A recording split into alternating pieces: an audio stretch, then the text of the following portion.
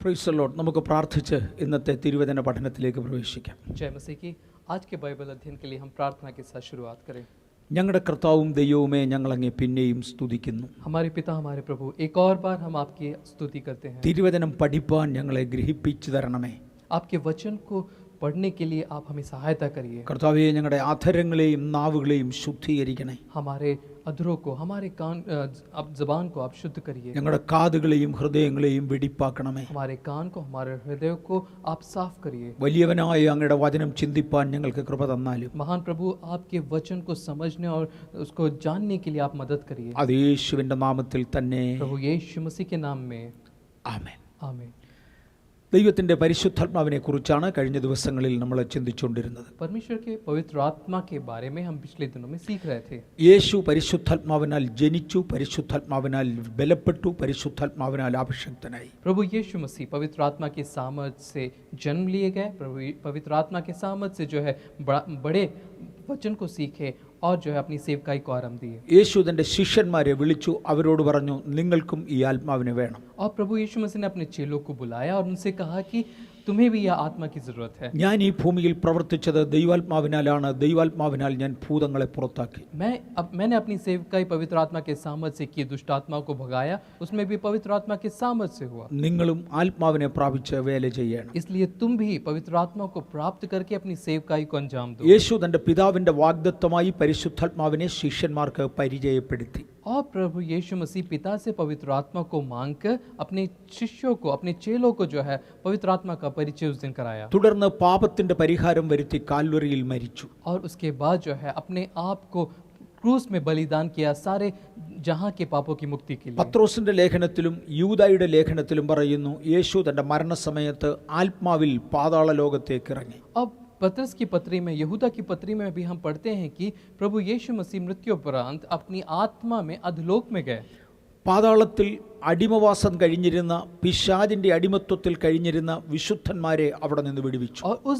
और हाबेल से लेके उस दिन तक जितने जो भक्त लोग जो अधोलोक में थे, उनको जो है उस दिन बंधुआई से छुड़ाया। ആകയാൽ യേശുക്രിസ്തുവിന്റെ മരണസമയത്ത് വിശുദ്ധന്മാരുടെ കല്ലറകൾ പലതും തുറന്നു. इसलिए हम पढ़ते हैं कि प्रभु यीशु मसीह की मृत्यु के उस दिन जो है अनेक कब्रें जो है फटी गई, उसमें से आत्माएं निकली। യേശുവിന്റെ പുനരുത്ഥാന ദിവസം യേശു ആ ആത്മാക്കളുമായി ഭൂമിയിലേക്ക് വന്നു. और पुनरुत्थान के दिन जो है उन्हीं बंदी आत्माओं को लेकर प्रभु यीशु मसीह भूमि पर आए। അതേ ആത്മാക്കളുമായി ഉയരത്തിലേക്ക് കരേറിപ്പോയി എന്ന് ബൈബിൾ പഠിപ്പിക്കുന്നു. और बाइबल हमें सिखाती है उन्हीं आत्माओं को लेकर प्रभु यीशु मसीह ऊपर चढ़े गए। അതാണ് എഫെസ്യ ലേഖനം 4-ാമത്തെ അധ്യായം. और वही है इफिसियों की पत्री 4थे अध्याय में हम पढ़ते हैं। അവൻ ബദ്ധന്മാരെ പിടിച്ചുകൊണ്ട് ഉയരത്തിലേക്ക് കയറി. उसने बंदियों को छुड़ाकर ऊंचे पर चढ़ाए गए തന്റെ പിതാവിന്റെ മുമ്പിൽ അവരെ കാഴ്ചവെച്ചു. और उन सभी को जो है पिता के सामने प्रदर्शित किए। എന്നിട്ട് പരിശുദ്ധാത്മാവിനെ ഭൂമിയിലേക്ക് അയക്കണം എന്ന് പിതാവിനോട് ആവശ്യപ്പെട്ടു. और पिता से ये विनती की कि पवित्र आत्मा को आप इस भूमि पर भेजिए। പിതാവ് തന്റെ വാഗ്ദത്തം റീകൺഫേം ചെയ്തു. അതെ, ആത്മാവിനെ തരാം എന്ന് തീർത്തു പറഞ്ഞു. और फिर पिता ने जो है प्रभु यीशु मसीह से यह पुख्ता किया कि हाँ, मैं जरूर जो है पवित्र आत्मा को भूमि पे भेजूंगा। ഉയർത്തെഴുന്നേറ്റ ഞായറാഴ്ച തന്നെ രാത്രിയിൽ യേശു 11 ശിഷ്യന്മാർ കൂടിയിരുന്ന സ്ഥലത്തെത്തി. पुनरुत्थान 10 ശിഷ്യന്മാർ കൂടിയിരുന്ന സ്ഥലത്തെത്തി. पुनरुत्थान के दिन उसी शाम को जो है प्रभु यीशु मसीह 10 चेलों से मिलने के लिए उस कमरे में प्रकट हुए। അവരുടെ മേൽ ഊതി അവരോട് പറഞ്ഞു, നിങ്ങൾക്ക് സമാധാനം, എൻ്റെ ആത്മാവിനെ പ്രാപിക്കുക. और उस दिन जो है अपने चेलों के ऊपर उन्होंने फूंका और कहा कि तुम्हें शांति रहे और तुम ये पवित्र आत्मा को लो। തുടർന്ന് 40 രാപകലുകൾ യേശു പരിശുദ്ധാത്മാവിനെ കുറിച്ച് അവരെ പഠിപ്പിച്ചു. और उस दिन कम से कम उस दिन से लेकर 40 दिन तक जो है पवित्र आत्मा और अनेक चीजों के बारे में प्रभु यीशु मसीह अपने चेलों से बताए। അപ്പോസ്തല പ്രവൃത്തികളുടെ പുസ്തകം 1-ാം അധ്യായത്തിന്റെ ആരംഭവാക്യങ്ങളിൽ പറയുന്നത് 40 രാപകലുകൾ അവർക്ക് പ്രത്യക്ഷനായി ദൈവരാജ്യം സംബന്ധിച്ച കാര്യങ്ങൾ അവർക്ക് പറഞ്ഞു കൊടുത്തു. प्रेरितों के काम उसके पहले अध्याय में हम पढ़ते हैं कि प्रभु यीशु मसीह 40 दिन तक अपने चेलों के साथ समय बिताया और उस दिन 40 दिनों तक जो है प्रभु यीशु मसीह स्वर्ग राज्य के बारे में, पवित्र आत्मा के बारे में अनेक चीजों उनके बताते रहे। ദൈവരാജ്യം എന്ന് ഉദ്ദേശിക്കുന്നത് പരിശുദ്ധാത്മാവിനെ കുറിച്ചാണ്. परमेश्वर के राज्य के बारे में जो हम पढ़ते हैं वो पवित्र आत्मा के बारे में है। കാരണം യേശു പറഞ്ഞു, ഞാൻ ദൈവാത്മാവിനാൽ ഭൂതങ്ങളെ പുറത്താക്കുന്നുവെങ്കിൽ ദൈവരാജ്യം നിങ്ങളുടെ ഇടയിലുണ്ട്. तो प्रभु यीशु मसीह ने इस प्रकार कहा था कि अगर मैं पवित्र आत्मा की सामर्थ्य से दुष्ट आत्माओं को निकालता हूँ, इसका अर्थ यह है कि परमेश्वर का राज्य निकट है। 40 രാപകലുകൾ അവർക്ക് പ്രത്യക്ഷനായി പരിശുദ്ധാത്മാവിനെ കുറിച്ച് പഠിപ്പിച്ച ശേഷം ശേഷം അവരുമായി ഒലിവുമലയിലേക്ക് കയറി. और 40 दिन तक जब अपने चेलों के साथ परमेश्वर के राज्य के बारे में जब उनको बता रहे थे, आखिर दिन में 40वें दिन में वो जैतून के पहाड़ में उन सबको लेकर पहुंचे. ഒലിവുമലയിൽ വെച്ച് അവരോട് പറഞ്ഞു, എന്നോട് കേട്ട പിതാവിന്റെ വാഗ്ദത്തത്തിന് വേണ്ടി കാത്തിരിക്കണം. और जैतून पहाड़ में उन चेलों से कहा कि जो वायदे तुमने मुझसे सुना वो पिता से प्राप्त करने के दिन तक तुम मेरा इंतजार करना. നിങ്ങളുടെ മേൽ ശക്തി ഇറങ്ങി വരും. उस दिन जो है तुम्हारे ऊपर जो है पवित्र आत्मा उतरेगी और सामर्थ पाओगे. യോഹന്നാൻ വെള്ളം കൊണ്ട് സ്നാനം കഴിപ്പിച്ചു, നിങ്ങൾക്കോ ഏറെ നാൾ കഴിയും മുമ്പേ പരിശുദ്ധാത്മാവ് കൊണ്ട് സ്നാനം ലഭിക്കും. യോഹന്നാൻ बपतिस्मा देने वाले ने तुम्हें पानी से बपतिस्मा दिया था, लेकिन मैं तुम्हें पवित्र आत्मा का बपतिस्मा दूंगा. അങ്ങനെ യേശു സ്വർഗ്ഗത്തിലേക്ക് കയറി. और इस प्रकार प्रभु यीशु मसीह उस दिन स्वर्गारोहण हुए. ശിഷ്യന്മാർ അവിടെ നിന്നും യെരുശലേമിലേക്ക് വന്ന് അവർ ഒരുമിച്ച് കാത്തിരുന്നു. और उस दिन सारे चेले लोग यरूशलेम की नगरी में आए और बाट जोहने लगे. കാത്തിരിപ്പ് എന്നത് ക്രമീകരണത്തിന്റെ ദിവസങ്ങളായിരുന്നു എന്ന് നാം ചിന്തിച്ചു. और हमने पहले भी पढ़ा, बाट जोहने का अर्थ है अपने आप को तैयार करना. ക്രമീകരിക്കപ്പെട്ടവരുടെ മേൽ ആത്മാവ് 10ാമത്തെ ദിവസം ശക്തിയോടെ ഇറങ്ങി വന്നു. और जितने लोग बाट जो रहे थे, अपने आप को तैयार किए थे, 10वें दिन पवित्र आत्मा एक बड़ी रूप में उनके ऊपर उतरी. അവരെല്ലാവരും പരിശുദ്ധാത്മാവിന്റെ അഭിഷേകം പ്രാപിച്ചു. और वे सभी लोग पवित्र आत्मा का अभिषेक उस दिन प्राप्त किए. എഫെസ്യർ 4ാമത്തെ അധ്യായം പറഞ്ഞു, അവൻ ആത്മാവിനെ വാങ്ങി, പിതാവിന്റെ വാഗ്ദത്തം വാങ്ങി ശിഷ്യന്മാരുടെ മേൽ അയച്ചു കൊടുത്തു. इफिसियों की पत्री उसके 4थे अध्याय में हम पढ़ते हैं कि पिता से उसने पवित्र आत्मा को प्राप्त करके अपने लोग चेलों के ऊपर उसने वायदे की आत्मा को ആ ആത്മാവ് ചിലരെ അപ്പോസ്തലന്മാരായും ചിലരെ പ്രവാചകന്മാരായും മറ്റും അഭിഷേകം ചെയ്തു. और वही आत्मा किन्हीं को प्रेरित करके नियुक्त करी, किनको जो है भविष्यवक्ता के रूप में नियुक्त. പരിശുദ്ധാത്മാവിന്റെ ആ പ്രാരംഭമായ ഇടപെടലിൽ ചിലരെ അപ്പോസ്തലന്മാരാക്കി, ചിലരെ പ്രവാചകന്മാരാക്കി. शुरुआती संदर्भों में पवित्र आत्मा किन्हीं को प्रेरित और किन्हीं को भविष्यवक्ता के रूप में नियुक्त किए, ചിലരെ സുവിശേഷകന്മാരാക്കി. और किन्हीं को सुसमाचारक के रूप में. നാം കഴിഞ്ഞ ദിവസം ചിന്തിച്ചു, ചിലരെ ഇടയന്മാരും ചിലരെ അധ്യാപകൻ, ചിലരെ ഇടയന്മാരും അധ്യാപകന്മാരുമാക്കി. और उनमें से किसी को जो है चरवाही के रूप में और किसी को जो है अध्यापक के रूप में नियुक्त किए. അങ്ങനെ വേദപുസ്തക പ്രകാരം ചില അടിസ്ഥാന ശുശ്രൂഷകൾ യേശു കൈമാറി. इस प्रकार जो है भौतिक और मूलभूत कुछ सेवकाई अपने चेलों के ऊपर नियुक्त किए. എഫെസ് ലേഖനം 2ാം അധ്യായത്തിന്റെ 20ാമത്തെ വാക്യം നമുക്ക് ഇതോട് ചേർന്ന് വായിക്കാം. और इसी के साथ इफिसियों के पत्री उसके 2 अध्याय के 20वें वाक्य को हम पढ़ेंगे, जिसमें इस प्रकार लिखा है, എഫെസ്യർ 2:20. जिसमें इस प्रकार लिखा है इफिसियों की पत्री 2:20 में, और प्रेरितों और भविष्यवक्ताओं की नींव पर जिसके कोने का पत्थर मसीह यीशु स्वयं ही है बनाए गए हो.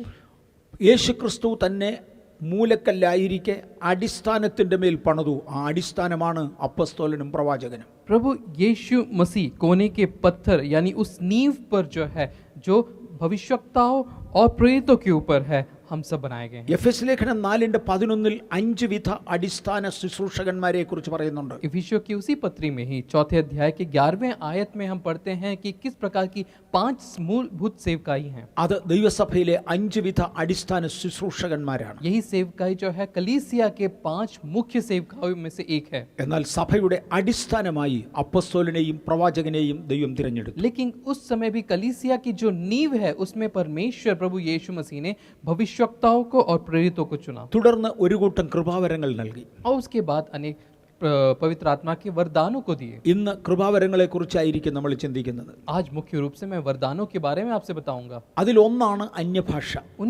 उसमें से एक है अन्य भाषा. അന്യഭാഷയെ കുറിച്ച് കഴിഞ്ഞ ആഴ്ചയിൽ നമ്മൾ ചിന്തിച്ചു, കഴിഞ്ഞ ദിവസം നമ്മൾ ചിന്തിച്ചു. अन्य भाषा के बारे में हमने बीते दिनों में बीते अध्ययन में पढ़ा है. അത് എന്തിനാണ് കൊടുക്കുന്നത്, എങ്ങനെയാണ് അത് ഉപയോഗിക്കുന്നത്, അതുകൊണ്ടുള്ള പ്രയോജനങ്ങൾ എന്താണ്. वो किस लिए दिया गया, उसका प्रयोग क्या है, कहाँ किस किस संदर्भ में उसका उपयोग आता है, हम पढ़ेंगे. ഇന്ന് മറ്റ് കൃപാവരങ്ങളെ കുറിച്ച് ചിന്തിക്കുവാൻ കർത്താവിന്റെ കൃപയിൽ ശരണപ്പെടുന്നു. आज दूसरे वरदानों के बारे में मैं आपको बताने के लिए परमेश्वर की सन्निधि में अपने आप को समर्पित करता हूँ. വിശുദ്ധ മത്തായിയുടെ സുവിശേഷം 25ാമത്തെ അധ്യായത്തിന്റെ 14 മുതൽ 30 വരെയുള്ള വാക്യങ്ങൾ നമ്മൾ നോക്കിയാൽ, मत्ती रचित सुसमाचार उसके 25वें अध्याय 14 മുതൽ 30 വരെ, उसके 14वें अध्याय से 30वें आयत 14वें आयत से 30वें आयत तक अगर हम पढ़ेंगे, യേശു ഒരു കൂട്ടം നല്ല ദാനങ്ങളെ കുറിച്ച്, തൻ്റെ ശിഷ്യന്മാർക്ക് താൻ കൊടുക്കുവാൻ പോകുന്ന ചില വരങ്ങളെ കുറിച്ച് ഇവിടെ സൂചന കൊടുക്കുകയാണ്, ഉപമയിൽ സംസാരിക്കുക. एक उपमा के माध्यम से जो है प्रभु यीशु मसीह अपने चेलों को किस प्रकार के वरदान दिए जाते हैं उसका एक संदर्भ यहाँ पे बताते हैं. അവിടെ താലന്തുകൾ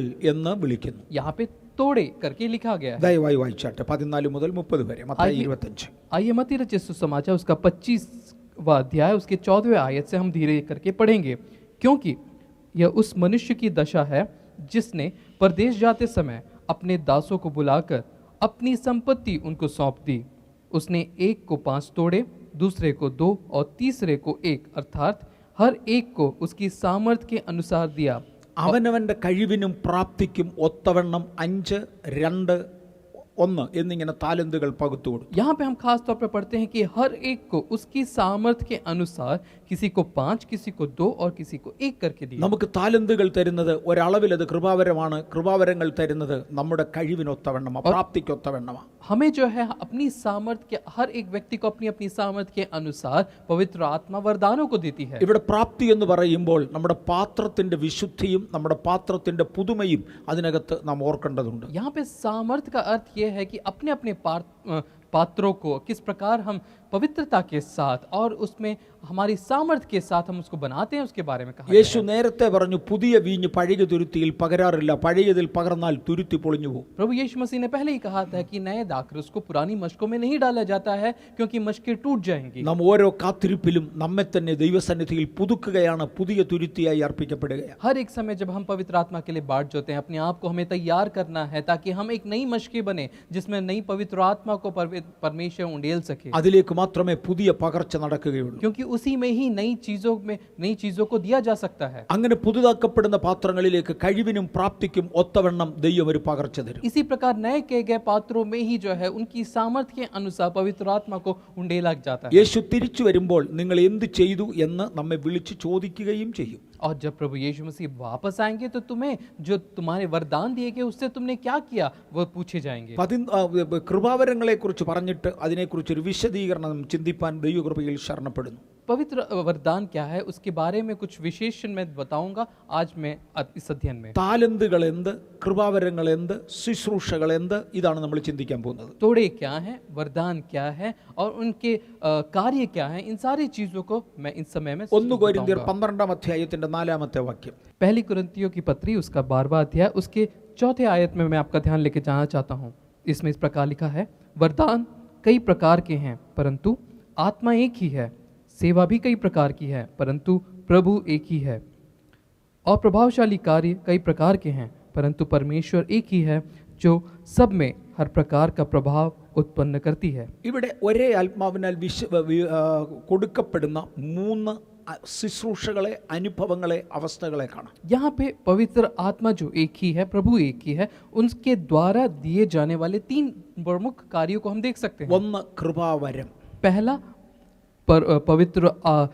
पहला वरदान, അതാണ് നമ്മൾ ഇന്ന് പഠിക്കാൻ പോകുന്നത്. आज वो इसी चीज को हम सीखने वाले हैं। ദൈവം പല കൃപാവരങ്ങൾ ആളുകളുടെ മേൽ കൊടുക്കും. परमेश्वर अनेक पवित्र वरदानों को अपने लोगों के ऊपर भेजता है। അത് നാം മുടക്കുന്ന വിലയ്ക്കൊത്തവണ്ണമല്ല, പകരം ദൈവത്തിന്റെ കൃപയ്ക്കൊത്തവണ്ണമാണ്. അതുകൊണ്ടാണ് അതിനെ കൃപാവരം എന്ന് വിളിക്കുന്നത്. वो हमारे चुकाए गए दाम के अनुसार नहीं, लेकिन परमेश्वर अपने अनुग्रह से उन दानों को देता है, इसलिए पवित्र आत्मा के उन वरदानों को हम कहते हैं। പക്ഷേ കൃപാവരം വാങ്ങണമെങ്കിൽ പാത്രം യോഗ്യതയുള്ളതാണ്. लेकिन उन वरदानों को प्राप्त करने के लिए हमारे पात्रों का पवित्र होना जरूरी है। നമ്മുടെ കാത്തിരിപ്പ് യോഗങ്ങളിൽ നമ്മുടെ പാത്രങ്ങളെ, നമ്മുടെ ഹൃദയങ്ങളെ നാം ഒരുക്കുകയാണ്. इन बाट जोड़ने के संदर्भों में, समय में हम अपने पात्रों को जो है शुद्ध करते हैं, पवित्र करते हैं, प्राप्त करने के योग्य करते हैं। 2 ശുശ്രൂഷകൾ ദൈവം തരും. और दूसरा सेवकाई परमेश्वर देता है। ഒരേ ആത്മാവ് പല ശുശ്രൂഷകൾ. और एक ही आत्मा अनेक सेवकाई। ഒരാളിനെ സഭയുടെ ശുശ്രൂഷകനായി ശുശ്രൂഷ ഏൽപ്പിച്ചേക്കാം. किसी को हो सकता है कलीसिया के प्रमुख अध्यक्ष के रूप में सेवकाई सौंप दे। വേറൊരാളിനെ ഒരു പ്രസംഗകനായി ദൈവം ശുശ്രൂഷ ഏൽപ്പിച്ചേക്കാം. किसी को जो है संदेश देने वाले प्रचारक के रूप में परमेश्वर वो सेवकाई सौंप दे। മൂന്നാമതൊരാളിനെ പ്രബോധനങ്ങൾ പറയുന്ന ശുശ്രൂഷ ദൈവം ഏൽപ്പിച്ചേക്കാം. तीसरा परमेश्वर किसी को कि उत्तेजात्मक संदेशों को देने के लिए सौंप दे। ഒരു കാലയളവിൽ ദൈവം എനിക്ക് തന്ന ശുശ്രൂഷ സഭയുടെ തറ തുടയ്ക്കുകയായിരുന്നു, കസേര തുടയ്ക്കുകയായിരുന്നു. शुरुआती समय में परमेश्वर मुझे जो सेवकाई सौंपे थे वो कलीसिया को जो है कि फर्श को साफ करना, मेजों को साफ करना, कुर्सियों को साफ करना था। ചിലരെ മീറ്റിങ്ങിന് കൊണ്ടുവരികയും കൊണ്ടുവിടുകയും ചെയ്യുന്ന ഡ്രൈവറുടെ ശുശ്രൂഷ ചെയ്യുന്നവരുണ്ട്. ऐसे भी लोग हैं जो परमेश्वर के दासों को यात्रा में मदद करते हैं, कहीं ले जाके छोड़ना, कहीं से ले जाके आना, ऐसी सेवकाई ड्राइवर के रूप में सेवकाई सौंपते हैं। അത് കൃപാവരമല്ല, ശുശ്രൂഷകളാണ്. वो वरदान नहीं लेकिन सेवकाई है। ഇന്ത്യയിലെ പ്രധാന കർത്തൃദാസന്മാരിൽ ഒരാൾ ഒരിക്കൽ എന്നോട് ഇങ്ങനെ പറഞ്ഞു, भारत के प्रमुख परमेश्वर के दासों में से एक ने मुझे इस प्रकार कहा। അദ്ദേഹത്തിന്റെ കൂടെ നല്ലൊരു ഡ്രൈവർ ഉണ്ടായിരുന്നു. उनके साथ एक बहुत ही अच्छा एक ड्राइवर था। തൻ്റെ ശുശ്രൂഷയുടെ ആധിക്യ നിമിത്തം തനിക്ക് വീട്ടിൽ ഉറങ്ങാൻ സമയമില്ല. ഈ ഡ്രൈവർ കൊണ്ട് യാത്ര ചെയ്യുമ്പോൾ അദ്ദേഹം വഴിയിൽ വാഹനത്തിൽ കിടന്ന് ഉറങ്ങും. अपनी सेवकाई के बिजी के कारण वो जो है घर में आराम से जो है निद्रा नहीं कर पाते थे, इसलिए वे ड्राइवर जब यात्रा करते के साथ यात्रा करते थे उसी कार में वे जो है सुकून से सोते थे। ഏത് സ്ഥലത്ത് പോകണമെന്ന് പറഞ്ഞിരുന്നാൽ മതി, സ്ഥലങ്ങൾ അദ്ദേഹത്തിന് അറിയാം, റൂട്ട് അദ്ദേഹത്തിന് അറിയാം. जो जगह जाना उस जगह का नाम बस बोल देने से काफी है, क्योंकि हर एक का रूट उन्हें याद है, कहाँ कैसे जाना है उनको अच्छी तरह याद है। നല്ലൊരു ഡ്രൈവറാണ്. एक बहुत ही अच्छा वाहन चालक। കുറച്ച് നാൾ കഴിഞ്ഞപ്പോൾ അദ്ദേഹം പറഞ്ഞു എനിക്കും ഒരു ഉപദേശിയാകണം. और उस वाहन चालक उस ड्राइवर के मन में यह इच्छा उत्पन्न हुई कि उनको भी इसी प्रकार एक प्रचारक बनना है। കാരണം ഈ വലിയ പാസ്റ്റർ ചെല്ലുന്നിടത്തെല്ലാം സ്വീകരണം ലഭിക്കുന്നത് ആ ഡ്രൈവർ കണ്ടു. क्योंकि उस ड्राइवर ने यह देखा जहां कहीं भी ये परमेश्वर के दास जाते हैं एक बहुत बड़ा सम्मान अतिथि सत्कार उनको मिलता है। അദ്ദേഹം പാസ്റ്ററോട് പറഞ്ഞു എനിക്കും ഒരു ശുശ്രൂഷകനാകണം. तो उस दिन उन्होंने पास्टर से कहा कि मुझे भी एक जो है प्रचारक बनना है। അദ്ദേഹം പറഞ്ഞു സ്നേഹിത നിന്നെ ദൈവം ഏൽപ്പിച്ചിരിക്കുന്ന ശുശ്രൂഷ ഡ്രൈവിംഗ് ആണ്, നീ ഏറ്റവും നന്നായി ചെയ്യുന്നു. पास्टर ने उनसे कहा कि मेरे भाई तुम्हें जो है एक ड्राइवर की बुलाहट है और उसको तुम बहुत भली भांति अच्छे से कर रहे हो। അദ്ദേഹം പറഞ്ഞു നോ നോ നോ ഞാൻ വളരുന്നതിൽ പാസ്റ്റർക്ക് ഇഷ്ടമില്ല, അതുകൊണ്ടാണ് എന്നെ ഡ്രൈവറായി ഇരുത്തുന്നത്. तो ड्राइवर ने कहा कि नहीं नहीं आपको जो है मैं इस प्रकार ड्राइवर बन के रहूं इसी में आपको संतुष्टि, मैं आगे बढ़ना आपको पसंद नहीं है करके അദ്ദേഹത്തിന്റെ നിർബന്ധമാണ് ഒരു ബൈബിൾ സ്കൂളിൽ വിട്ടു. इसलिए उसके जिद्दीपन के कारण उनको एक बाइबल स्कूल में भेज दिया। പക്ഷേ ഇന്ന് ആത്മലോകത്തിൽ പോലും ആ മനുഷ്യനില്ല. लेकिन आज के दिन में इस आत्मिक मंडल में उस व्यक्ति का नामो निशान नहीं है। ശുശ്രൂഷ തരുന്നത് പരിശുദ്ധാത്മാവാ. सेवकाई पवित्र आत्मा देती है। ആ ശുശ്രൂഷയിൽ നിലനിന്നാൽ അദ്ദേഹം വിജയിക്കും. और उस सेवकाई में अगर हम दृढ़ता से रहें तो हम विजयी रहेंगे। 3 വീര്യപ്രവൃത്തി. तीसरा अद्भुत काम करने की सामर्थ्य। ഒരുത്തനെ കൃപാവരം ഏൽപ്പിക്കുന്നു, एक को वरदान देते हैं, വേറൊരുത്തനെ ശുശ്രൂഷകൾ ഏൽപ്പിക്കുന്നു, दूसरे को सेवकाई देते हैं, മൂന്നാമതൊരുത്തനെ വീര്യപ്രവൃത്തികൾ ഏൽപ്പിക്കുന്നു. तीसरे को जो है अद्भुत काम करने की सामर्थ्य देते हैं। വീര്യപ്രവൃത്തികൾ എന്നത് കൃപാവരത്തിന്റെ കൂട്ടത്തിൽ പെടുന്നതല്ല. अद्भुत कार्य करने की सामर्थ्य जो है वरदानों में नहीं आता है, ശുശ്രൂഷയുടെ കൂട്ടത്തിൽ പെടുന്നതുമല്ല. सेवकाई में भी नहीं आता है। ഇത് തികച്ചും വ്യത്യസ്തമായ വേറൊന്ന്. ये सबसे अलग एक सेवकाई है। ഒരു ദിവസം പൗലോസ് അപ്പോസ്തലൻ ഒരു മനുഷ്യന്റെ നേരെ വിരൽ ചൂണ്ടിക്കൊണ്ട് പറഞ്ഞു, ഹേ സകല അധർമ്മവും ധൂർത്തും നിറഞ്ഞവനെ, പിശാചിന്റെ മകനെ. एक बार प्रेरित पौलुस ने एक व्यक्ति के ऊपर उंगली उठाकर इस प्रकार हे धूर्त और हे शैतान के बच्चे करके उसके कहा। അവൻ ആ സമയം തന്നെ കുരുടനായി മാറി. और उसी वक्त वो व्यक्ति अंधा हो गया। അതൊരു കൃപാവരമല്ല. वो एक वरदान नहीं है, കൃപാവരത്തിൽ ഒരുത്തനെ ശാസിച്ച് അന്ധനാക്കുന്ന പരിപാടിയില്ല. क्योंकि वरदान में किसी भी एक व्यक्ति को जो है डांट कर अंधा करने की सेवकाई हम नहीं पाते हैं। അതൊരു ശുശ്രൂഷയല്ല, वो एक सेवकाई भी नहीं है, അതൊരു വീര്യപ്രവൃത്തിയായി. वो एक अद्भुत काम था। പത്രോസിന്റെ അടുക്കൽ അനന്യാസും സഫീറയും വസ്തു വിറ്റതിന്റെ പകുതി പണവുമായി വന്നു. प्रेरित पतरस के सामने जो है हनन्यास और सफीरा नामक एक दंपत्ति वहां पे अपनी चीजों को बेचकर वहां पे आते हैं। പത്രോസ് അവരോട് ചോദിച്ചു, ഇത്രയ്ക്കാണോ നിങ്ങൾ വസ്തു വിറ്റത്? प्रेरित पतरस उनसे पूछते हैं क्या इतने ही दाम में तुमने अपनी वस्तु को बेचा? അവർ പറഞ്ഞു അതെ ഇത്രയ്ക്കാണ് വിറ്റത്. उन्होंने हाँ करके कहा। പക്ഷേ അങ്ങനെയല്ലായിരുന്നു. അവർ പകുതി എടുത്ത് ഒളിപ്പിച്ച ശേഷം കേവലം പകുതി മാത്രമായിരുന്നു കൊണ്ടുവന്നത്. लेकिन सच्चाई ऐसी नहीं थी, उन्होंने कुछ चीजों को छुपाकर बाकी सारी चीजें प्रेरितों के पैरों के पास सौंपी। പത്രോസിന്റെ ശാപത്താൽ അദ്ദേഹത്തിന്റെ ഭാര്യയും അന്ന് തന്നെ മരിച്ചു എന്ന് കാണാം. और हम पढ़ते हैं कि प्रेरित पतरस के श्राप के कारण जो है उसी दिन वे दंपत्ति मृत्यु चली। അനന്യാസിനെയും സഫീറയും ശപിച്ചു കൊന്നത് കൃപാവരമല്ല. और अनन्यास और सफीरा को जो मृत्यु के मुंह में ढकेलती है वो एक सेवकाई नहीं है, അതൊരു ശുശ്രൂഷയല്ല, वो वरदान नहीं है, അത് ഒരു വീര്യപ്രവൃത്തിയാണ്. वो एक अद्भुत काम था। 3 വ്യത്യസ്ത അനുഭവങ്ങൾക്ക് വേണ്ടി ദൈവാത്മാവ് നമ്മെ വിളിക്കും. ऐसे 3 अद्भुत जो है अनुभवों के लिए पवित्र आत्मा हमें बुलाती है। ഇവിടെ പറയുന്നു കൃപാവരം, ശുശ്രൂഷ, വീര്യപ്രവൃത്തി. पर यहाँ पे हम पढ़ते हैं कि वरदान, सेवकाई और प्रभावशाली कार्य। ദൈവം നമുക്ക് തരുന്ന കൃപയ്ക്കൊത്തവണ്ണം ദൈവം നമ്മളെ ഏൽപ്പിക്കുന്നതാകയാൽ, നമ്മുടെ പാത്രത്തിന്റെ ബലത്തിനും വലിപ്പത്തിനും ഒത്തവണ്ണം ദൈവം തരുന്നതാകയാൽ യോഗ്യമായി ഏറ്റെടുത്ത് കൈകാര്യം ചെയ്യാം. अपने अपने शारीरिक पात्रों के, मन पात्रों के हिसाब से, साफ पवित्रता के अनुसार, उसके बढ़ोतरी के अनुसार परमेश्वर पवित्र आत्मा के माध्यम से इन सारी चीजों को देते ഇനി हैं। നമുക്ക് കൃപാവരങ്ങളുടെ ഉള്ളിലേക്ക് പോകാം. अब हम वरदान के भीतर जाएंगे। 12-ാമത്തെ അധ്യായത്തിന്റെ 1 കൊരിന്ത്യർ 12-ാം അധ്യായത്തിന്റെ 8-ാമത്തെ വാക്യം. पहली कुरिन्थियों की पत्री उसके 12वें अध्याय के 8वें वाक्य में हम इन वरदानों के बारे में पढ़ते हैं। इसमें इस प्रकार लिखा है, क्योंकि एक को आत्मा के द्वारा बुद्धि की बातें दी जाती हैं, दूसरे को उसी आत्मा के अनुसार ज्ञान की बातें दी जाती हैं, उसी को उसी आत्मा के विश्वास और उसी को उसी एक आत्मा से चंगा करने का वरदान दिया जाता है।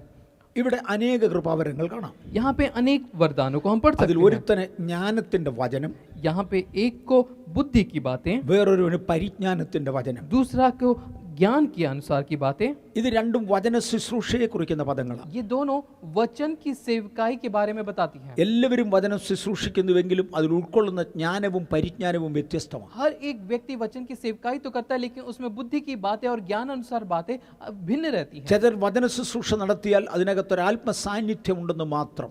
कुछ लोग वचन की जब सेवकाई करते हैं तो उसमें पवित्र आत्मा का सानिध्य ही सिर्फ रहता है। കേൾക്കുന്ന ഒരു വ്യക്തിക്ക് പരിശുദ്ധാത്മാവിന്റെ സാന്നിധ്യം മനസ്സിലാക്കാം. सुनने वाले एक व्यक्ति को पवित्र आत्मा का सानिध्य वो ज्ञात कर सकता है। പലരുടെയും വചന ശുശ്രൂഷയിൽ അതുപോലുമില്ല എന്ന് ഞാൻ ഓർപ്പിക്കട്ടെ. लेकिन मैं आपको याद दिलाता हूँ, किन्हीं लोगों की वचन की सेवकाई में वह भी नहीं रहता है। ഒരു വചനത്തെ അടിസ്ഥാനമാക്കി അവർ കേട്ടിട്ടുള്ളതോ അറിഞ്ഞിട്ടുള്ളതോ ആയ ചില കാര്യങ്ങൾ മറ്റുള്ളവരുടെ മുമ്പിൽ വിശദീകരിക്കുക എന്നതിൽ കവിഞ്ഞ് അതിനകത്ത് ഒരർത്ഥവുമില്ല. किसी एक वचन को जो है मूलभूत लेकर कहीं और से सुनी गई किन्हीं बातों को जोड़कर वो अपने प्रचार को बंद करते हैं। എന്നാൽ ജ്ഞാനത്തിന്റെ വചനം പ്രസംഗിക്കുന്നവരുണ്ട്. लेकिन ज्ञान के प्रचार करने वाले भी लोग हैं। അവരുടെ വചന ശുശ്രൂഷയിൽ ദൈവിക ജ്ഞാനം നിറഞ്ഞിരിക്കും. उनके वचन की सेवकाई में परमेश्वर के ज्ञान को हम देख सकते हैं। വേറെ ചിലരുടെ വചന ശുശ്രൂഷയിൽ പരിജ്ഞാനം നിറഞ്ഞിരിക്കും. और लेकिन दूसरे किसी लोगों में बुद्धि और सर्व ज्ञान को हम पा सकते हैं। ജ്ഞാനത്തെക്കാൾ ഉന്നതമാണ് പരിജ്ഞാനം. बुद्धि से भी बढ़कर है ज्ञान। ജ്ഞാനത്തിന്റെ വചനം, പരിജ്ഞാനത്തിന്റെ വചനം. बुद्धि का वचन और ज्ञान का वचन। അടുത്തത് വിശ്വാസം. दूसरा है विश्वास। അടുത്തത് രോഗശാന്തിയുടെ വരം. और उसके बाद हम रोगी से चंगा करने का एक वरदान। 12-ാം അധ്യായത്തിന്റെ 8-ാമത്തെ 1 കൊരിന്ത്യർ 12-ാം അധ്യായത്തിന്റെ 8-ാമത്തെ വാക്യത്തിലാണ് രോഗശാന്തിയുടെ വരം. पहली कुरिन्थियों की पत्री उसके 12वें अध्याय के 8वें वचन और 9वें वचन में हम जो है उस आत्मा की चंगाई का वरदान को पाते हैं। പക്ഷേ നമുക്ക് 28-ാമത്തെ വാക്യം ഒന്ന് നോക്കാം. लेकिन आइए हम 28वें वाक्य को हम पढ़ें। 1 കൊരിന്ത്യർ 12:28. पहली कुरिन्थी 12 के 28 में इस प्रकार लिखा है, परमेश्वर ने कलीसिया में अलग अलग व्यक्ति नियुक्त किए हैं, प्रथम प्रेरित, दूसरे भविष्यवक्ता, तीसरे शिक्षक, फिर सामर्थ के काम करने वाले, फिर चंगा करने वाले, उपकार करने वाले, प्रबंध करने वाले और नाना प्रकार की भाषा बोलने वाले। आगे हम पढ़ते हैं, क्या सब प्रेरित हैं? क्या सब भविष्यवक्ता हैं? क्या सब उपदेशक हैं? क्या सब सामर्थ के काम करने वाले हैं? क्या सबको चंगा करने का वरदान मिला है? क्या सब नाना प्रकार की भाषा बोलते हैं? क्या सब अनुवाद करते हैं?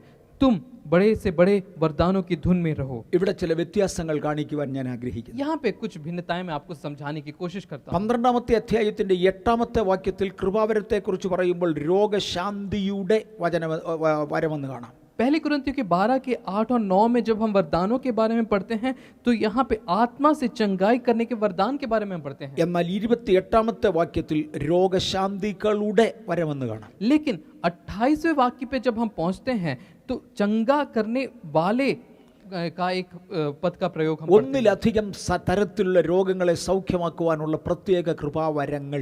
यानी एक से भी ज्यादा रोगों को चंगाई करने वाले की एक सामर्थ को हम यहाँ पे पढ़ सकते हैं। ഓരോന്നോരോന്ന് വീണ്ടും ചിന്തിക്കാം. एक एक करके मैं आपको समझाता हूँ। ജ്ഞാനത്തിന്റെ വചനം, पहला बुद्धि की बातें, 2 പരിജ്ഞാനത്തിന്റെ വചനം, दूसरा ज्ञान की बातें, 3 വിശ്വാസത്തിന്റെ കൃപാവരം, तीसरा विश्वास का वरदान, 4 രോഗശാന്തിയുടെ വരം. चौथा रोगों से चंगाई का एक वरदान। അതിന്റെ വിശദീകരണമാണ് നമ്മൾ 28-ാം വാക്യത്തിൽ കണ്ടത്. और उसी का जो है विशेषण हम 28वें वचन में രോഗശാന്തികളുടെ വരം. कि चंगा करने वाले, यानी बहुवचन में हम इसको पढ़ते हैं। രോഗശാന്തിയുടെ വരം എന്ന് പറയുന്നത് എല്ലാ രോഗത്തിനു വേണ്ടിയും പ്രാർത്ഥിക്കാനുള്ള ഒരു കൃപാവരമാണ്. रोग से चंगाई का में जब हम पढ़ते हैं तो हर एक व्यक्ति को एक एक रोग से जब है चंगा करने का എന്നാൽ एक वरदान। രോഗശാന്തികളുടെ വരം ഓരോ രോഗത്തിനു വേണ്ടി പ്രാർത്ഥിക്കുവാൻ പ്രത്യേക അധികാരം ദൈവം ഒരാളിന് കൊടുക്കും. लेकिन यहाँ पे चंगा करने वाले का जो विशेष पद हम पढ़ते हैं वहां पे हर एक मुख्य रोग से चंगाई देने का एक प्रमुख वरदान हम पढ़ते हैं। ചിലർക്ക് ചെവിക്ക് വേണ്ടി പ്രാർത്ഥിക്കുവാൻ ഒരു കൃപാവരമുണ്ട്. उदाहरण के लिए किसी को कान से जो चंगाई है उसके बारे में विशेष एक वरदान किसी को मिलता വേറെ है। ചിലർക്ക് കണ്ണിന്റെ കാഴ്ചയ്ക്ക് വേണ്ടി പ്രാർത്ഥിക്കുവാൻ ഒരു കൃപാവരമുണ്ട്. किसी को अंधेपन से चंगाई का एक विशेष वरदान दिया जाता है। ആദ്യമേ പറഞ്ഞയാളിന് സകലത്തിന്റെ മേലും ഒരുപോലെ രോഗത്തിന്റെ മേൽ അധികാരമുണ്ട്. पहले बताए हुए व्यक्ति को हर प्रकार के रोगों से एक चंगाई का वरदान, പക്ഷെ പ്രായോഗിക ലോകത്തിൽ അത് ഏറ്റവും അധികമായി ബാധിക്കുന്നില്ല. രോഗശാന്തി ഉണ്ട്, എന്നാൽ അങ്ങനെ സ്പെസിഫിക് ആയി പ്രത്യേകമായി എടുത്തു പറയത്തക്ക ഒരു വരമായി അതിനെ കാണുന്നില്ല. लेकिन मुख्य रूप से आत्मिक मंडल में एक प्रमुख एक विशेष वरदान के रूप में हम इसको नहीं पाते हैं। എന്നാൽ ചില വ്യക്തികൾക്ക് ചെവിക്ക് വേണ്ടി മാത്രം പ്രാർത്ഥിക്കുവാനുള്ള പ്രത്യേക കൃപാവരമുണ്ട്. लेकिन किन्हीं व्यक्तियों को सिर्फ कान के रोग के लिए विशेष रूप से प्रार्थना कर कर छुटकारा देने का एक विशेष वरदान मिलता है। ആ വ്യക്തി ചെവി രോഗത്തിന് വേണ്ടി പ്രാർത്ഥിച്ചാൽ നിശ്ചയമായും സൗഖ്യം. और वो व्यक्ति अगर किसी व्यक्ति को कान के उस मुक्ति के लिए, कान के रोग से मुक्ति के लिए अगर प्रार्थना करें तो मुख्य रूप से विशेषकर उसमें एक मुक्ति जरूर हम देख सकते हैं। നമ്മുടെ സഭ വ്യക്തമായി ചില രോഗങ്ങളുടെ മേൽ ദൈവത്തോട് അധികാരം ചോദിക്കുകയും ചില രോഗങ്ങളുടെ മേലുള്ള അധികാരം ദൈവം ഈ സഭയെ ഏൽപ്പിക്കുകയും ചെയ്തു. हमारी कलीसिया भी मुख्य रूप से विशेषकर किन्हीं रोगों से एक मुक्ति को प्राप्त करने का अधिकार परमेश्वर से प्राप्त की है और हम यहाँ पे प्रायोगिक रूप से उसको हम कर चुके हैं। അങ്ങനെയാണെങ്കിൽ ജ്ഞാനത്തിന്റെ വചനം, പരിജ്ഞാനത്തിന്റെ വചനം, यहाँ पे बुद्धि की वचन और बुद्धि की बातें, ज्ञान की बातें हम पढ़ते हैं। വിശ്വാസത്തിന്റെ വരം, രോഗശാന്തിയുടെ വരം, രോഗശാന്തികളുടെ വരം, विश्वास का आत्मा और चंगा करने वालों का चंगाई देने वाले का वरदान। അടുത്തത് വീര്യപ്രവർത്തികളുടെ വചനം വരം. उसके बाद हम पढ़ते हैं सामर्थ के काम करने की शक्ति। ചിലർക്ക് വീര്യപ്രവൃത്തി പൊതുവെ ചെയ്യാൻ കഴിയും, വേറെ ചിലർക്ക് ചില പ്രത്യേക വീര്യപ്രവൃത്തി ചെയ്യുവാൻ കഴിയും. कोई व्यक्ति जो है साधारण लोगों के सामने जो है सामर्थ के काम कर सकते हैं, और लेकिन कोई लोग किसी संदर्भों में ही सिर्फ सामर्थ के काम कर सकते हैं। അതിനടുത്തത് പ്രവചനത്തിന്റെ വരം. और उसके बाद भविष्यवाणी को हम पढ़ते हैं। അടുത്തത് വിവേചനത്തിന്, ആത്മാക്കളുടെ വിവേചനത്തിന്റെ വരം. आगे हम पढ़ते हैं किसी को आत्माओं की परख। ഒരു സഭയിൽ ഒരു വ്യക്തി വന്നൊരു ശുശ്രൂഷ ചെയ്താൽ അത് ദൈവാത്മാവിലോ അല്ലയോ എന്ന് കണ്ടുപിടിക്കേണ്ടതിന് अगर किसी व्यक्ति यहाँ पे कलीसिया में आकर सेवकाई को अंजाम देते हैं तो वो किस आत्मा में है उसको परखना है। പല രൂപങ്ങളിൽ ശുശ്രൂഷിക്കുവാൻ കഴിയും. किसी भी रूप में सेवकाई को अंजाम दे सकते हैं। വചന ശുശ്രൂഷ തന്നെ ഇമോഷനിൽ നിന്ന്, നമ്മുടെ വികാരങ്ങളിൽ നിന്ന് ശുശ്രൂഷിക്കാൻ കഴിയും. वचन का जो प्रचार है भावनाओं में आकर भावनाओं से भी प्रचार किया जा सकता है। ബൈബിൾ സ്കൂളുകളിൽ നിന്നും പഠിച്ച ഭൗതികമായ ജ്ഞാനം കൊണ്ട് വചനത്തെ വിശദീകരിക്കാൻ കഴിയും. बाइबल स्कूल से पढ़ाई करने के बाद उस ज्ञान में रहते हुए वचन की सेवकाई कर सकते हैं। പക്ഷേ ആത്മാവിനാൽ വചന ശുശ്രൂഷ ചെയ്യുന്നത് കേട്ടാൽ തിരിച്ചറിയാം. लेकिन आत्मा में वचन की सेवकाई कर रहे हैं वो सुनने से ही हम परख सकते हैं। രോഗശാന്തി സാധാരണഗതിയിൽ ദൈവം ഏൽപ്പിച്ച ഒരു പൊതു അധികാരമാകയാൽ ആര് പ്രാർത്ഥിച്ചാലും രോഗശാന്തി നടന്നെന്ന് വരാം.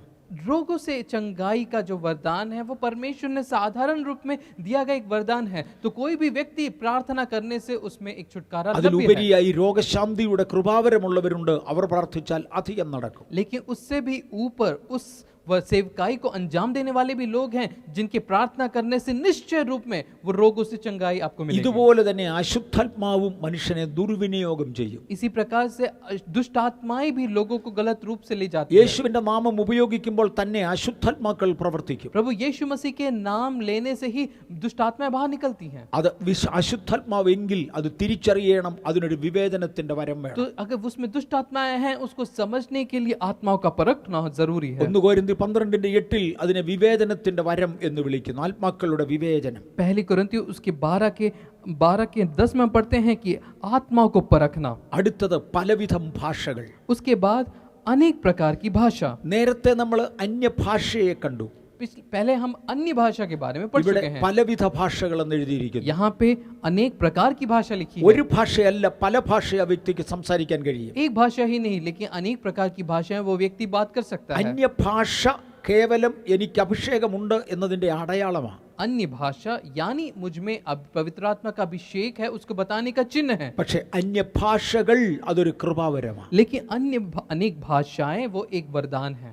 അന്യഭാഷ വ്യാഖ്യാനിക്കാമെന്ന് തോന്നുന്നില്ല. അന്യഭാഷകൾ സംസാരിക്കുന്നവരുടെ ഇത് വ്യാഖ്യാനിക്കാൻ കഴിയും. अन्य भाषा इसका अर्थ बताना मैं यहाँ पे नहीं पाता हूँ, लेकिन अनेक भाषाएं जो बात करते हैं उसका अर्थ लोग बता सकते हैं। അതാണ് അടുത്ത കൃപാവരം, ഭാഷകളുടെ വ്യാഖ്യാനം. वही है अगला हम पढ़ते हैं किसी को भाषाओं का अर्थ बताना। 1 കൊരിന്ത്യർ 12:28 ഇനിയും ചില കാര്യങ്ങൾ കാണാം. यहाँ पे पहली कुरिन्ती 12 के 28 में और बहुत सारी चीजें हम पढ़ सकते പലവിധ हैं। ഭാഷകളെ കുറിച്ച് അവിടെ വീണ്ടും പറയുന്നു. यहाँ पे अनेक नाना प्रकार की भाषा बोलने वाले के बारे में पढ़ सकते हैं। രോഗശാന്തികളുടെ വരത്തെ കുറിച്ച് അവിടെ എടുത്തു പറയുന്നു. चंगा करने वाले उस वरदान के बारे में हम पढ़ते ഈ हैं। ശുശ്രൂഷകൾ സാധാരണ രോഗശാന്തിയേക്കാൾ ശക്തവും പ്രയോജനവുമാണ്. ये वरदान से भी बढ़कर ये जो सेवकाई है वो बहुत ही महत्वपूर्ण है। നമുക്ക് ഓരോ കൃപാവരങ്ങൾ ദൈവത്തോട് ചോദിച്ചു വാങ്ങാം. हम एक एक वरदान परमेश्वर से मांग सकते हैं, पूछ सकते हैं। 1 കൊരിന്ത്യർ 14 അധ്യായത്തിൽ അടിസ്ഥാനപരമായ 2-3 തരം കൃപാവരങ്ങളെ കുറിച്ച് കാണാം. അന്യഭാഷകൾ, വ്യാഖ്യാനം, പ്രവചനം എന്നിവയെ കുറിച്ച് കാണാം. पहली कुरिन्ती उसके 14वें अध्याय को पूर्णतः हम 3 मुख्य वरदानों को समझने के लिए उपयोग कर सकते हैं, जिसमें अन्य भाषा के को अर्थ बताना और भविष्यवाणी के बारे ഇനിയും में। നമുക്ക് റോമലേഖനത്തിലേക്ക് പോകാം. आइए हम अपने रोमियो की लिखी पत्री की तरफ ध्यान केंद्रित റോമലേഖനത്തിന്റെ करते हैं। 12 അധ്യായത്തിലും ചില കൃപാവരങ്ങളെ കുറിച്ച് കാണാം. रोमियो की पत्री उसके 12वें अध्याय में भी किन्हीं वरदानों के बारे में भी हम पढ़ते हैं। 6 മുതൽ 8 വരെയുള്ള വാക്യങ്ങൾ 6 से लेकर 8 आयतों में हम पढ़ेंगे വെവ്വേറെ കൃപാവരങ്ങൾ ഉള്ളതുകൊണ്ട് भिन्न भिन्न वरदानों के बारे में। ഓരോ വരത്തിനു വേണ്ടി പ്രാർത്ഥിക്കട്ടെ, നമുക്കത് കൈകാര്യം ചെയ്യാം. हर एक वरदानों को हम प्राप्त करने के लिए प्रार्थना करें और उसको हम अंजाम दें। അവിടെ കാണുന്നത് പ്രവചനം, ശുശ്രൂഷ, यहाँ पे भविष्यवाणी की सेवकाई, പ്രബോധനം. रोमी की पत्री 12 के 6 से हम पढ़ेंगे। जबकि अनुग्रह के अनुसार जो हमें दिया गया है भिन्न भिन्न वरदान मिले हैं, जिसको भविष्यवाणी का दान मिला हो विश्वास के परिमाण के अनुसार भविष्यवाणी करे। यदि सेवा करने का दान मिला हो तो सेवा में लगा रहे, यदि कोई सिखाने वाला हो तो सिखाने में लगा रहे, जो उपदेशक हो उपदेश देने में लगा रहे, दान देने वाला उदारता से दे, और जो अगुवाई करे उत्साह से करे, जो दया करे हर्ष से करे। ഇതുവരെ കാണാത്ത ഒരു 3-4 കൃപാവരങ്ങളെ ഇവിടെ വീണ്ടും ഇൻട്രൊഡ്യൂസ് ചെയ്യുന്നു. जो अब तक हमने नहीं जाना और पढ़ा, उसमें अलग अलग भिन्न भिन्न प्रकार के वरदानों के बारे में इस आयतों में हम पढ़ सकते हैं। ഒന്ന് പ്രബോധനത്തിന്റെ കൃപാവരം. एक जो है उत्साहित करने वाला वचन, ഒരു മനുഷ്യനെ ചില കാര്യങ്ങൾ പറഞ്ഞ് പ്രബോധിപ്പിച്ച് മനസ്സിലാക്കുക. किसी एक व्यक्ति को उत्साहित करते हुए वचन को उन्हें सिखाना। ദൈവത്തിങ്കിൽ നിന്ന് ഈ കൃപാവരം കിട്ടാതെ വരുമ്പോൾ അതിന് പകരം യൂണിവേഴ്സിറ്റി തരുന്ന ഒന്നാണ് കൗൺസിലിംഗ് കോഴ്സ്. जब कोई व्यक्ति को जो है उत्साह के माध्यम से हम अगर नहीं सिखा सकते तो यूनिवर्सिटी उनको एक काउंसलिंग के रूप में सिखाते हैं। ഇത് രണ്ടും ദൈവത്തിങ്കിൽ നിന്നൊന്നും വേറൊന്ന് ലോകം തരുന്നതുമാണ്. पहला जो है परमेश्वर के माध्यम से हमें मिला हुआ उत्साहित करना, दूसरा एक यूनिवर्सिटी के माध्यम से काउंसलिंग हमें मिलना। ദൈവം തരുന്ന പ്രബോധനത്തിന്റെ കൃപാവരമാണ് വലുത്. और उसमें परमेश्वर के माध्यम से मिला हुआ उत्साहित करना वो मुख्य है। ദൈവജനത്തെ പ്രബോധിപ്പിച്ച് തെറ്റുകളിൽ നിന്ന് മാറ്റി ഗുണങ്ങളിലേക്ക് നടത്തുവാൻ കഴിയും. परमेश्वर के जन को गलत रास्ते से हटाकर उनको उत्साहित करते हुए परमेश्वर के मार्ग में ले चलना, यही उसका मुख्य दौत्य है। അടുത്തത് ദാനം ചെയ്യുവാനൊരു കൃപാവരം. उसके बाद हम दान देने, उदारता से दान देने वाला है, उदान के बारे में हम पढ़ते हैं। ലോകത്തിന് കൊടുക്കുന്നത് ഒരു നല്ല സ്വഭാവമായി നമുക്ക് ലോകത്തിൽ കൊടുക്കുന്നത് ഒരു നല്ല സ്വഭാവമായി നമുക്കറിയാം. संसार में उदारता से देने वाला एक अच्छे स्वभाव के बारे में हम എന്നാൽ पढ़ते हैं। ദൈവത്തിങ്കിൽ നിന്നും ദാനം ചെയ്യുന്ന കൃപാവരമുള്ളവൻ കൊടുക്കേണ്ടവന് കൊടുക്കേണ്ട വസ്തു കൊടുക്കേണ്ട സമയത്ത് കൊടുത്തിരിക്കും. लेकिन परमेश्वर से उदारता से दान प्राप्त किया हुआ व्यक्ति हर एक व्यक्ति को जानकर उसके संदर्भ के अनुसार किसको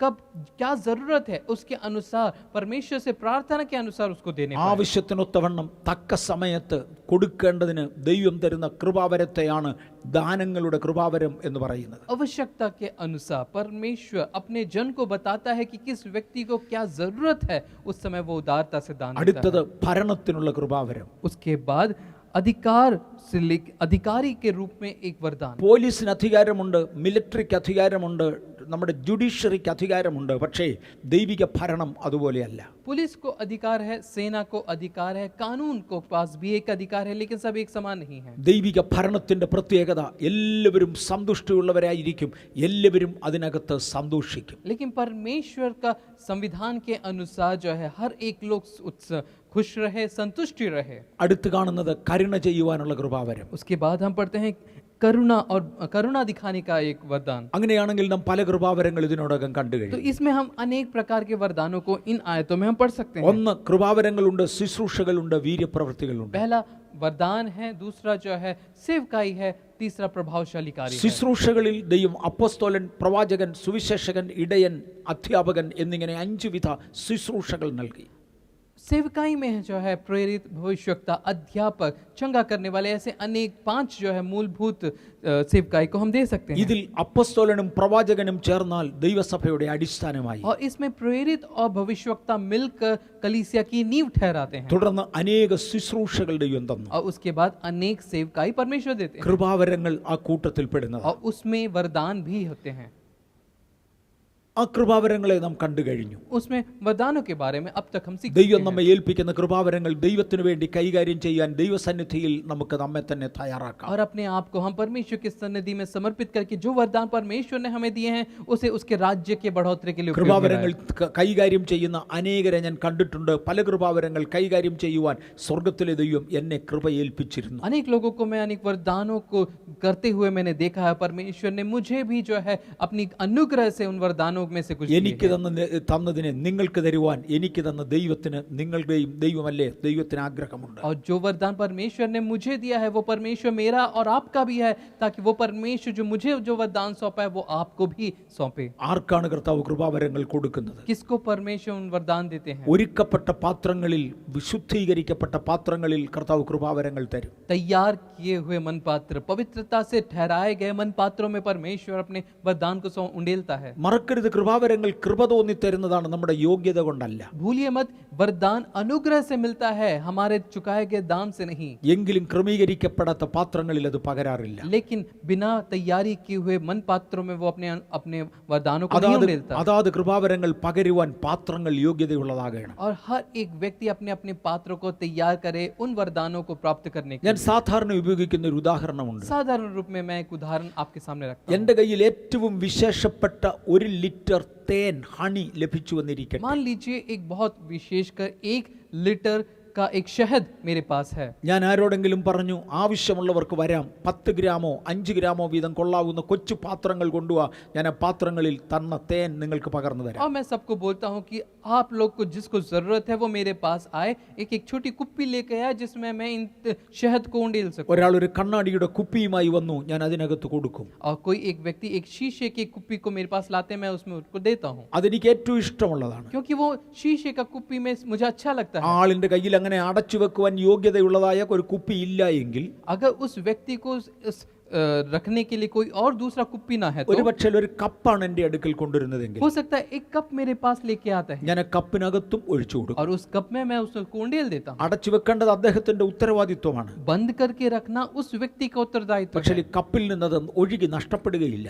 क्योंकि इस कप से बाहर वो नहीं जाएगा। പകരം ഒരാൾ ഒരു കൊട്ടയാണ് എൻ്റെ അടുക്കൽ കൊണ്ടുവന്നതെങ്കിലോ, लेकिन मान लीजिए कोई दूसरा व्यक्ति एक टोकरी मेरे पास लेके आता है, ഇല്ല, ഞാൻ തേൻ അതിനകത്ത് ഒഴിക്കയില്ല. नहीं, मैं उस शहद को उस टोकरी में नहीं उंडेलूंगा, എൻ്റെ തേൻ കൊട്ടയിൽ ഇരിക്കയില്ല, അത് ചോർന്നു പോകും. क्योंकि उस टोकरी में वो शहद मेरा नहीं रहेगा, वो बहकर चला जाएगा। ദൈവിക കൃപാവരങ്ങൾ ഏറ്റുവാങ്ങുവാൻ യോഗ്യതയുള്ള ഒരു പാത്രമായി നാം മാറണം. परमेश्वर के वरदानों को प्राप्त करने के लिए एक योग्य पात्र हम सब ठहरने पाए। പുതിയ ഒരു പകർച്ച എന്നിലേക്ക് നടക്കേണ്ടതിന് എൻ്റെ പാത്രം പുതുതായിരിക്കണം. एक अच्छी प्रवाह को प्राप्त करने योग्य हम सब ठहरने पाए। ഇങ്ങനെ നമ്മുടെ പാത്രങ്ങളെ ഒരുക്കേണ്ടതിനാണ് നാം കാത്തിരിപ്പ് യോഗങ്ങൾ വയ്ക്കുന്നത്. इस प्रकार उन वरदानों को प्राप्त करने के लिए हम लोग एक बाट जोड़ने की प्रार्थना रखते हैं। ദൈവവചനത്തിന്റെ മുമ്പിൽ പരിശുദ്ധാത്മാവ് നമ്മെ ക്രമീകരണങ്ങൾ ഏൽപ്പിക്കുമ്പോൾ നാം അത് ഏറ്റെടുക്കുക. जब पवित्र आत्मा अपने अपने वरदानों को सौंपने के लिए जब तैयार है, हमारी जरूरत है कि हम अपने आप को तैयार करें। ബൈബിൾ പറയുന്നു, ഒരു കൃപാവരത്തിലും കുറവില്ലാത്തവരായി നാം ദൈവത്തെ സേവിപ്പാൻ ദൈവം ആഗ്രഹിക്കുന്നു. परमेश्वर का वचन कहता है कि परमेश्वर ये आग्रह करता है कि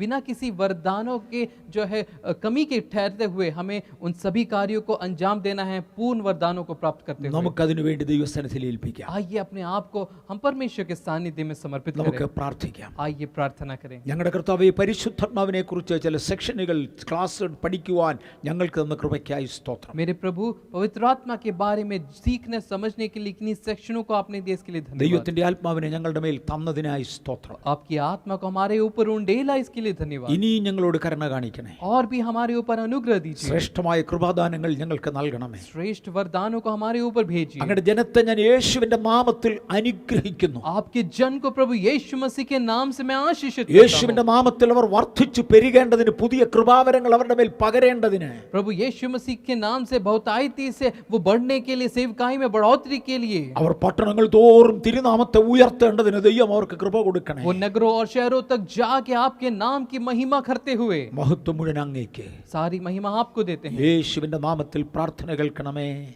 प्रभु यीशु मसीह के नाम से प्रार्थना सुनिए। ആമേൻ. आमीन।